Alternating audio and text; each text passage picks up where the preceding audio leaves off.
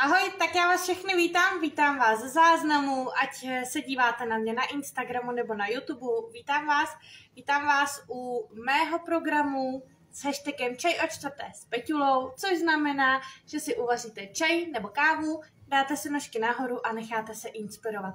Abych se vám představila, mé jméno je Petra Šupová a jsem majitelkou květinářství Květiny Peťule na Kladně. Takže vás vítám a dneska si společně vyrobíme věneček, trošičku takový přírodnější nejspíš. Vždycky nevím, jak to ještě všechno dopadne, ale takovýhle na slemněném korpusu a dávám tam břízové větvičky,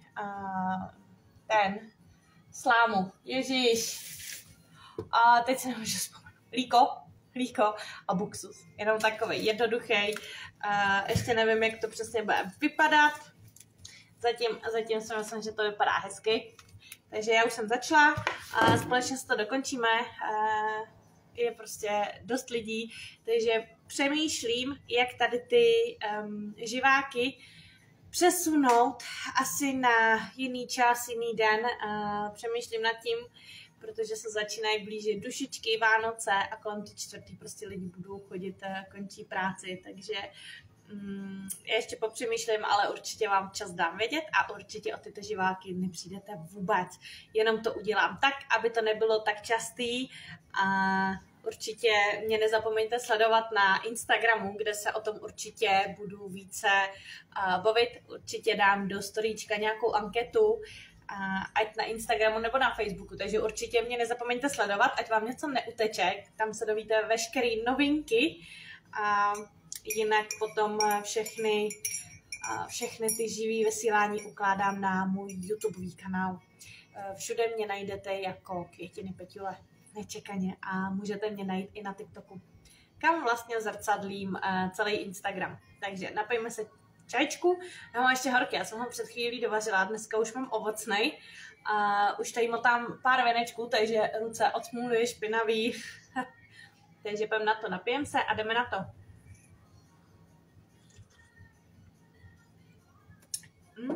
Výborný. Ono se sice oteplilo, ale už začíná taková ta doba toho, kdy je to prostě super dát si čaj, nožky nahoru, zapálit svíčku, která už mi na obchodě taky hoří, abyste věděli, jak svíčky ode mě na prodejném voní. Kdybyste sbírali březové větvičky, tak určitě v době, kdy nemají listy, ať se vám s tím lépe pracuje. A určitě pracujte s větvičkama čerstvýma. Ty, co ustřihnete, ty konečky, ty větvičky, ty břízy, tak hned s nima prostě pracujte co nejdříve, protože jakmile zaschnou, tak oni se pak hrozně lámou a pak z toho moc nevyrobíte, pak se vám to bude hrozně lámat. No, takže je lepší, když jsou jako čerstvější, oni pak jsou ohebnější. No, takový lepší. Tak, přidávám postupně buksus. Bude tam více buksusu. Těch březových větviček tam bude pár, protože jich tolik není. Hlavně já je mám kupovaný, takže jsou trošičku dražší, než když si to sami někde na trávě venku na louce natrháte. Jenom musím kouknout, jestli náhodou něco nepíšete, protože tam nevidím. Ačkoliv mám brýle na dálku, tak i tak je to na mě daleko. A hlavně je to tam malinký titěrný, takže takhle. Můžete místo toho líka můžete určitě využít různé traviny, které jsou teď uschlý na loukách nebo v pangejtech, v lese, kdekoliv, cokoliv najdete. Určitě se toho nebojte a můžete kombinovat hrozně moc. Já si pamatuju loni, kdy jsem dělala podzimní věnce z domova a ještě jsem neměla ani ičo, takže jsem vlastně nejezdila do velkoskladu, nevěděla jsem, jak to funguje pořádně. Takže jsem sbírala, co šlo a byly to hrozně krásný, barevný jako věnečky. Teď mi přijde, že člověk, jak má možnost prostě všechno objednat, tak to spíš objedná. Hlavně i ten čas jako takovej není. Takže určitě se dá cokoliv sbírat.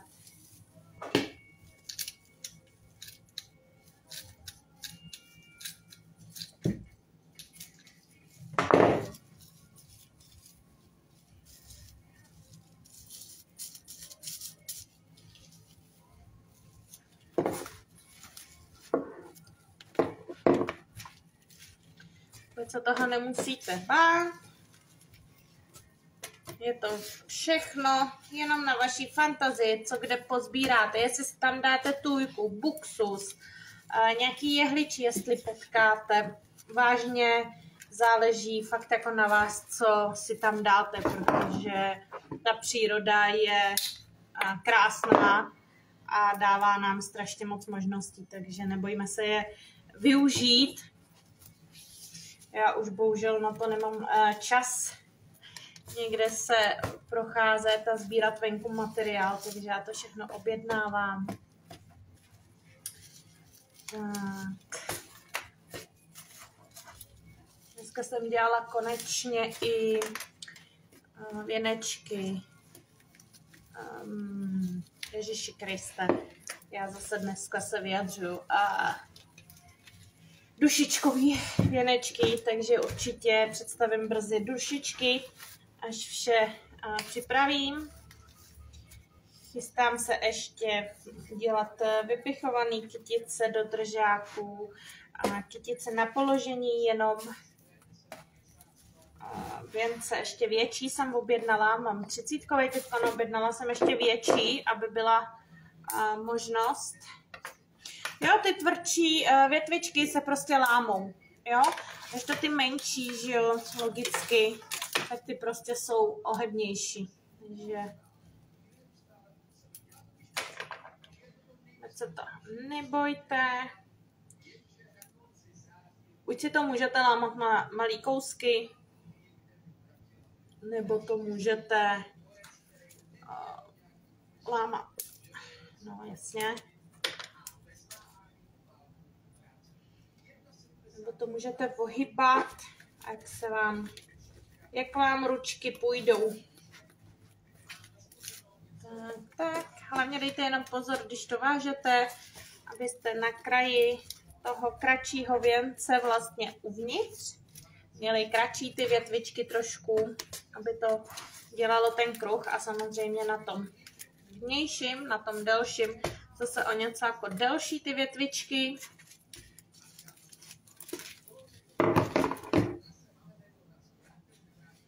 Tak.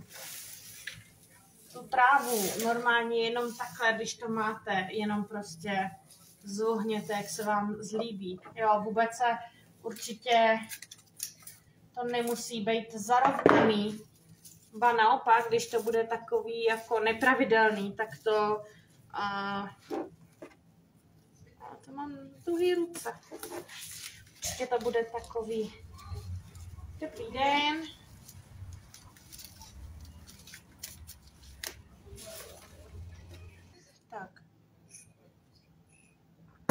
Tak pokračujeme. Tak. Takovýhle věneček. Krásný, přírodní. Já vám ho ukážu. Co jste to nový, co jste tady nebyli. Přírodní, krásný. Záleží, jak si to takhle tak načechráte třeba. Jo? Stačí k tomu dát třeba mašle. Může být na hrobě položený. Já jsem tam udělala vočko, takže na dveře se může dát. Tím, že je přírodní, neopadá, zůstane takhle krásnej. Já vám nechci slibovat takhle dlouho, jo, furt je tam živý buksus. Ale ono to tak jako nezmění barvu, ten buksus, a neopadá, takže vám tam vydrží do té zimy, než tam dáte třeba zimní na Vánoce krásný věnec, tak vám tam vydrží krásně. A nebude to tak drahý, jako z toho jehličí, protože ten buksus je levnější. Takže si ho můžete dát i třeba na branku od baráku, na takovou tu z té ulice. A když kdyby vám ho někdo ukradl, tak vás to tak nebude mrzet, protože nebude tak drahej, jako třeba klasický, třeba vánoční, že jo. Takže nemusíte se bát, můžete to zkusit, uvidíte. A hlavně se ho můžete i klidu vyrobit doma. Vůbec to není nic, co byste museli dlouho schánět. Třeba nějaký sousedi i mají na zahradě buksus, tak třeba můžete poprosit. Teďko na podzim se hodně stříhá těch různých těch keříků, tak třeba zrovna někdo bude stříhat. Tak pokud nebude vědět, co s tím, tak se o něj přihlaste, prosté.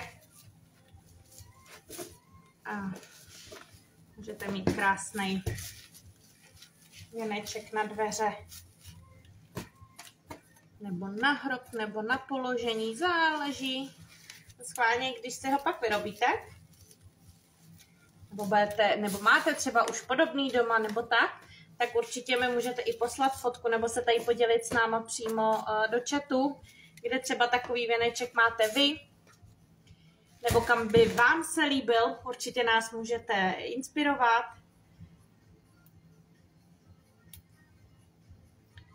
Kdybyste si ho přišli koupit, nebo si ho vyrobili, tak nám určitě můžete mě poslat do soukromé zprávy fotku, pokud mi to dovolíte, ráda třeba přesdílím na můj Instagram nebo Facebook, ať můžeme inspirovat i ostatní.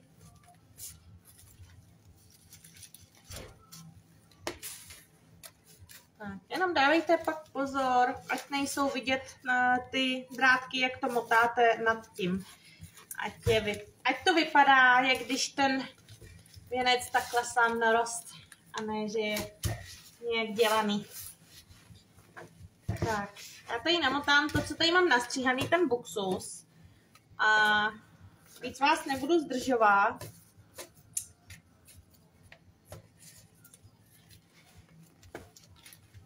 Protože chodí i lidi, tak je to takový taky jako delší. Také tady se mnou nemusíte trávit čas. Když úplně chodí i zákazníci.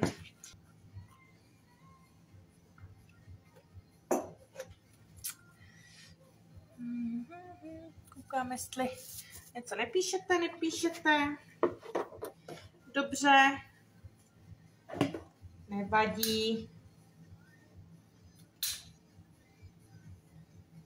Myslím si, že to přežiju. Se dělám legraci.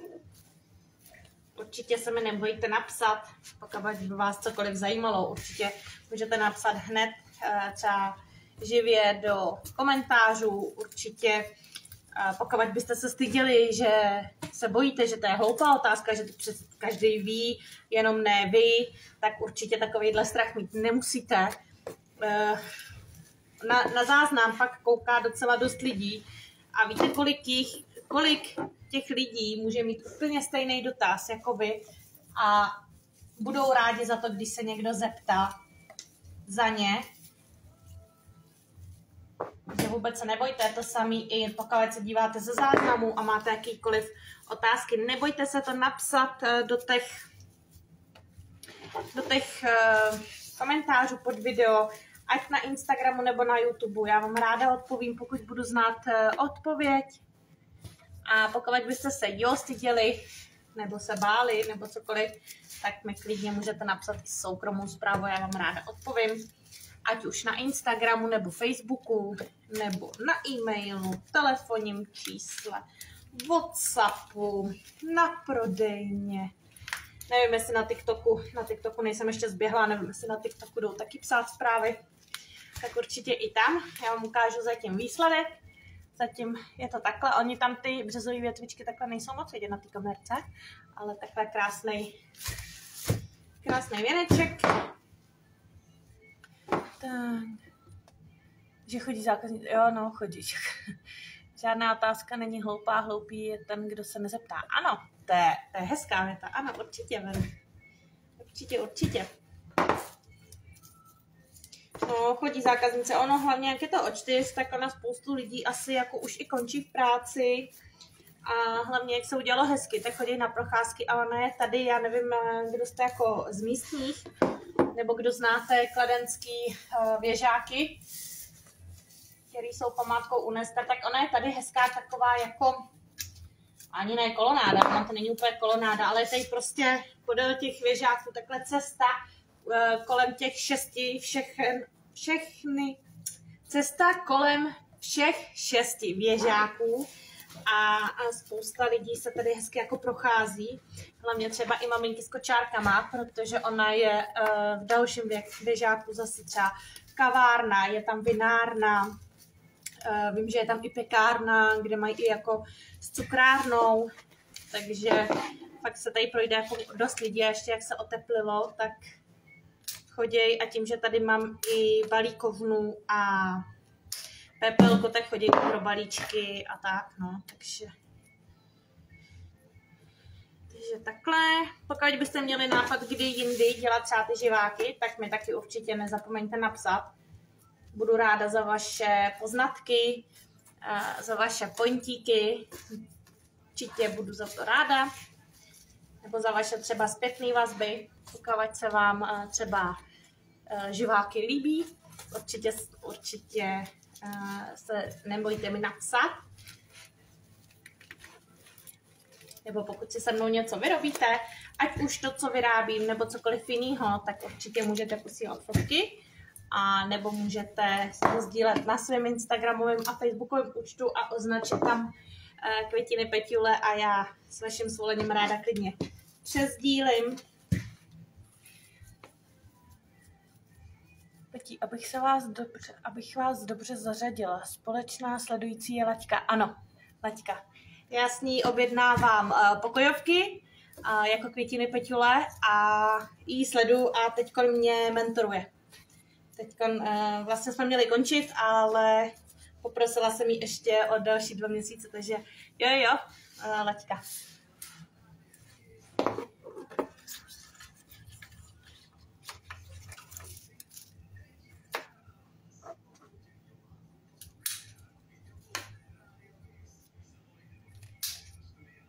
A vlastně koukám i na streamy na Instagramu na Laďku, když vyrábí a hrozně se s ní inspiruju. Má hrozně hezkou práci, hrozně šikovné ručičky a je pro mě hrozně velkou inspirací. Je to hrozně úžasný člověk. Takže Laděnka. Super. Děkuji za otázku.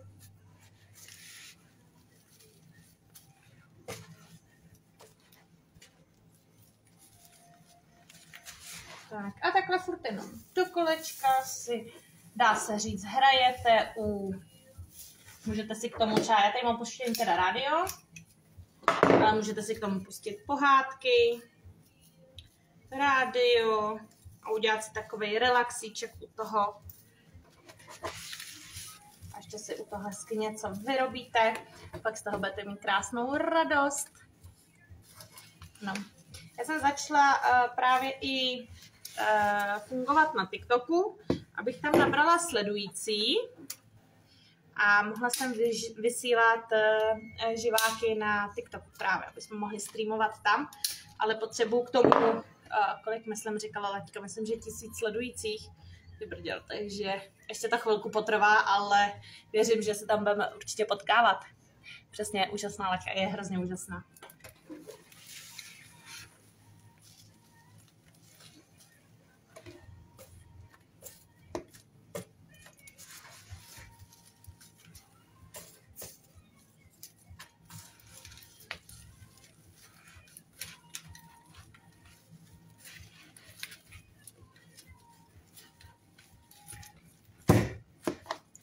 Tak, já už tady mám pár větviček jenom.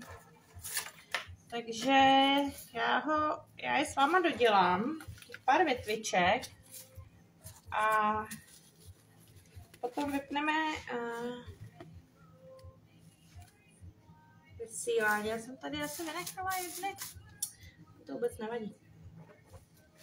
Potom vypnu živák, dodělám to během snad večera. A určitě vám pak nasdílím na storíčku, jak vypadá celkově, i s cenou rovnou, protože absolutně nemám pojetí teď, kolik to bude stát.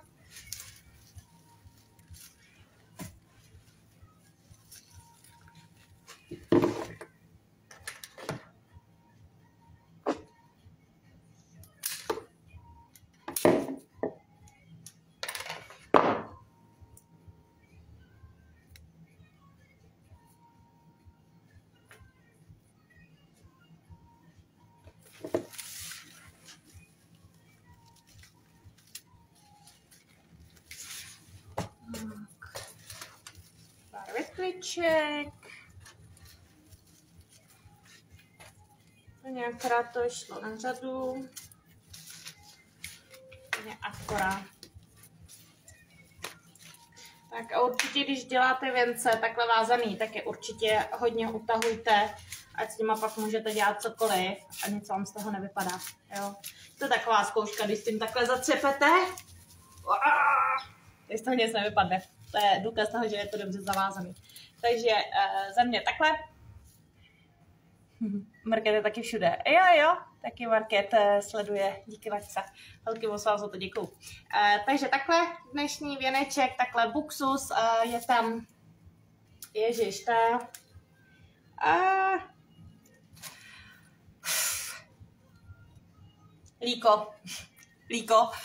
Líko a březové větvičky.